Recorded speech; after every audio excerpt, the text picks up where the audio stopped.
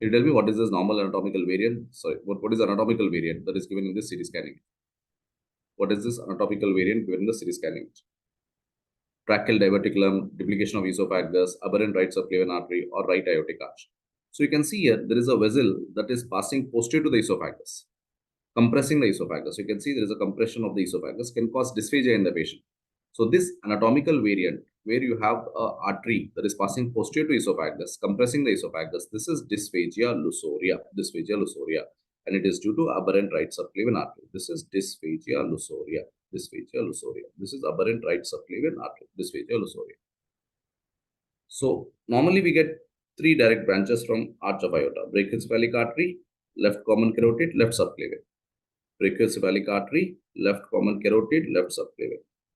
If you get four branches, if you're getting brachiocephalic artery, left common carotid, left subclavian, instead we are getting right common carotid, left common carotid, left subclavian, and below the origin you are getting right subclavian, which is going all the way posterior to esophagus, compressing the esophagus posteriorly.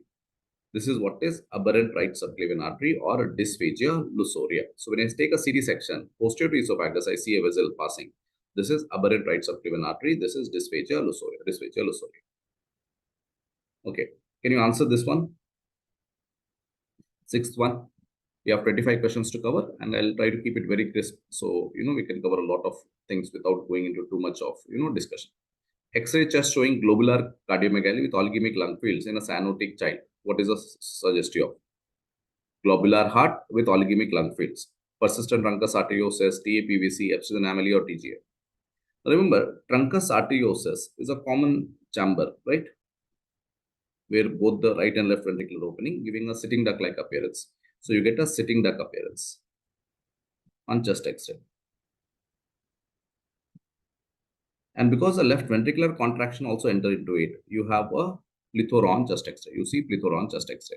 This is persistent truncus arteriosus. You don't have oligemia, you have plethora. TAPVC, this gives you figure of 8 appearance, no man appearance, or cottage loaf heart. And in this, you have a vertical vein. You have a vertical vein.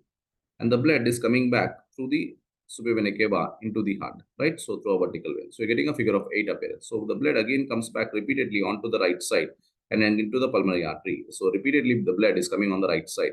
So when you have the right atrium, right ventricle, and pulmonary artery, because of the vertical vein, in supracardiac type of TAPVC, the blood is coming back. So even TAPVC will have plethora on chest X-ray.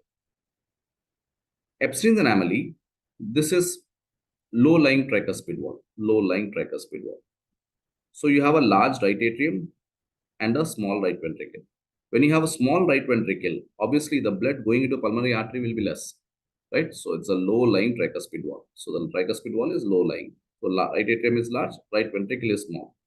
Right ventricle is small. So the amount of blood entering into pulmonary artery will be less. So you'll have oligemia on chest X-ray. And what is the appearance called? Box-shaped heart. Box-shaped heart.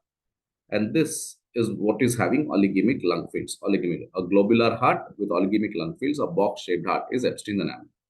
Transposition of great arteries. The pulmonary artery comes from systemic aorta. Sorry, the pulmonary artery comes from the left ventricle, and the systemic aorta comes anteriorly and to the right. The systemic artery comes anteriorly and to the right from the right ventricle. So because pulmonary artery is coming from left ventricle, there is more pressure in the pulmonary artery entering.